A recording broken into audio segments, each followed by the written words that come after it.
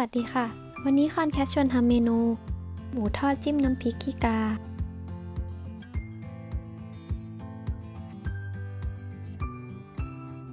เรามาเริ่มทำน้ำพริกกันก่อน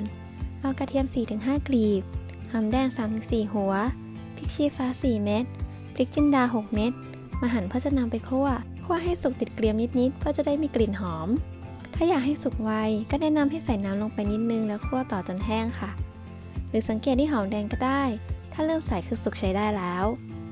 จากนั้นก็เอามาโขลกพอหยาบตำให้ละเอียดประมาณนี้ก็พอค่ะเราปรุงรสด้วยน้ำมะนาวน้ำปลาน้ำตาลชิมรสก่อนถ้าขาดเค็มแนะนำให้เติมเกลือแทนน้ำปลา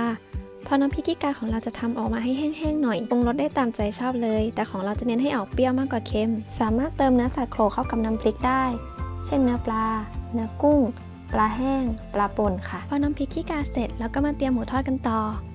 แล้วเอาสันคอหมู500 กรัมมาหั่นไปขนาดที่ทอดพอดี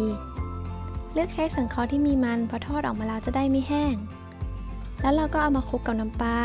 พริกไทยดำแป้งทอดกรอบและน้ำเย็นเราเลือกใช้แป้งทอดกรอบผสม3 เกลือเพื่อความหอมพอนวดจนทุกอย่างแห้งแล้วก็เอาลงทอดได้เลยเร่งไฟแรงเพื่อให้น้ำมันร้อนก่อนให้ปรับเป็นไฟกลางแล้วนำหมูลงทอดได้เลย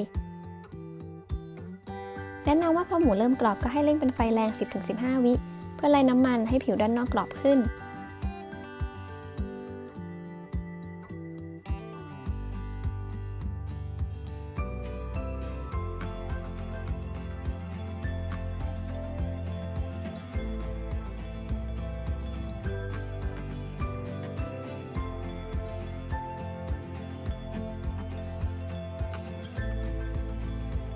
ขอบคุณที่รับชมเมนูหมูทอดจิ้มน้ำพริกขี้กา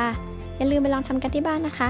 ถ้าชอบก็อย่าลืมกดไลค์กด Subscribe เป็นกำลังใจให้ด้วยแล้วพบกันใหม่คลิปหน้าบ๊ายบาย